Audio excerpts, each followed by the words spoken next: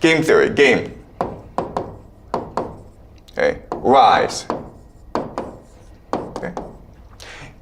In the beginning, you as a people need to come together and build a land in which you can all prosper, or at least have food to eat, okay? Therefore, the game is cooperation. And the mechanism of cooperation is actually religion.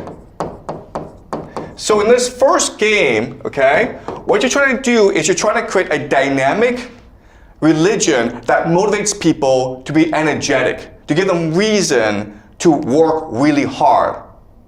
Okay? And the people who are best able to articulate this religion become the elite. Okay? And this includes poets and priests. All right? Poets and priests. And at this point in history, it's basically a startup. Okay? Everyone's enthusiastic, everyone's working hard, everyone feels as though they're making a positive contribution to the world. But over time, what happens is that the elite, okay, become hereditary. The game becomes, how do I, the elite, pass on my privileges to my children? Okay? And the way they do that is by changing the religion. Okay? The religion now becomes almost like a bureaucracy. So in the first game, the religion is about energy. It's about creativity. It's about working together. Okay? But in the second iteration, the religion becomes like a bureaucracy, which is like you must follow the rules of the game. Okay? The rules of the game are set. There's a hierarchy, and you must obey this hierarchy. Okay? Now then what happens is a process called elite overproduction. Okay? The idea of elite overproduction is that, yes, these privileges are being passed on to the children, but now over time, there are too many children. And so what happens is that society breaks up into different factions. Okay? And usually what happens is that these factions are divided according to the princes. Okay? So if there are 4 princes, okay, who are about to inherit the throne, there are 4 different factions that support them. That does not mean the prince is the leader of the faction. It just means that the prince is the symbol of the faction, okay? All right?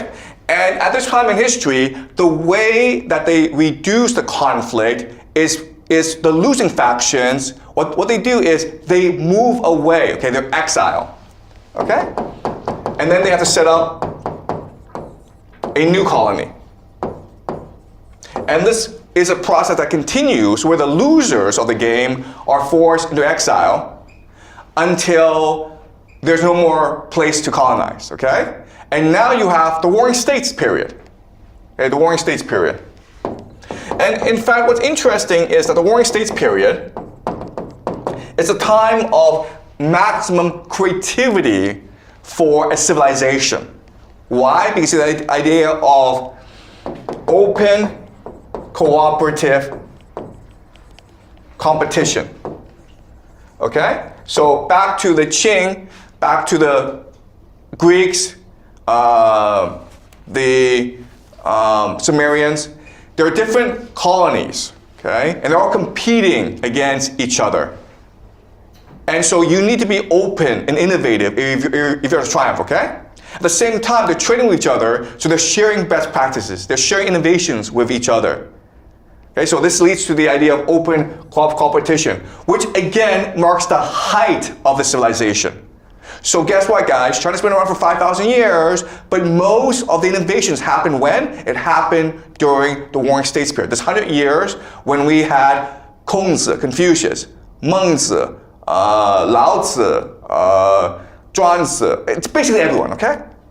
All right? And if you just look at other civilizations, it's the same for other civilizations as well, where if you look at the Greeks, during the classical period, they basically created everything. That becomes the foundation for Western civilization, okay?